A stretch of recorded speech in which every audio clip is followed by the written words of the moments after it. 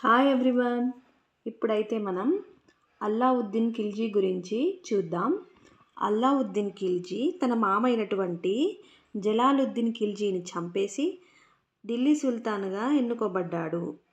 ఇతను అసలు పేరు అలీ గుర్షాప్. ఇతను అల్లావుద్దీన్ ఖిల్జీ 1296 నుంచి 1316 వరకు పరిపాలించాడు. ఇతని అసలు పేరు అలీ గుర్షాప్. కారా రాష్ట్రానికి గవర్నర్గా ఉంటూ తన మామ జలాలుద్దీన్ని చంపి అధికారంలోకి వచ్చాడు. అందరిలో గొప్పవాడు మరియు నిరక్షరాస్యుడు. ఇతను గ్రీకు చక్రవర్తి అలెగ్జాండర్ లాగా ప్రపంచాన్ని జయించాలని మరియు ప్రవక్తలాగా నూతన మతాన్ని స్థాపించాలనే పిచ్చి కోరిక ఉండేది అనేసి జియావుద్దీన్ బరానీ తెలియజేశాడు. సికిందరీ సాహీగా పిలువబడ్డాడు.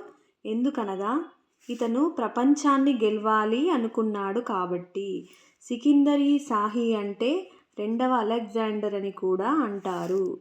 శ్రీవాత్సవ అనే చరిత్రకారుడు బ్లడ్ అండ్ ఐరన్ పాలసీని అనుసరించి జర్మన్ అధ్యక్షుడైన బిస్మార్క్తో అల్లావుద్దీన్ ఖిల్జీని పోలుస్తాడు.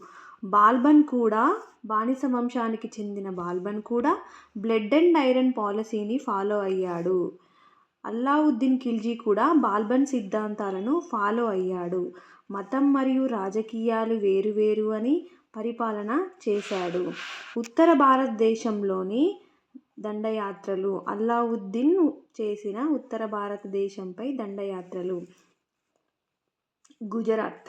అల్లావుద్దీన్ ఖిల్జీ జయించిన తొలి రాజ్యం. గుజరాత్ పాలకుడు రాజా కరణ్ సింగ్ వాఘేలా వంశస్థుడు. ఓడిపోవడంతో గుజరాత్ని ఆక్రమించుకున్నాడు. ఫస్ట్గా గుజరాత్ మీదనే దండయాత్ర చేయడానికి గల కారణం ఏంటంటే సముద్ర తీరం వెంబడి ఉంటుంది. అరేబియా సముద్రం వర్తకానికి సులువుగా ఉంటుందని అల్లావుద్దీన్ ఖిల్జీ వ్యతిరేకించిన మరియు అల్లావుద్దీన్ ఖిల్జీ వ్యతిరేకించిన జొరాస్ట్రియన్ మతస్థులకి రాజా కరణ్ సింగ్ ఆశ్రమం కల్పించడం ఒక కారణం. రాజా కరణ్ సింగ్ భార్యని కమలాదేవిని అల్లావుద్దీన్ ఖిల్జీ వివాహం చేసుకొని మలికాజహాన్ అనే బిరుదుని ఇచ్చాడు.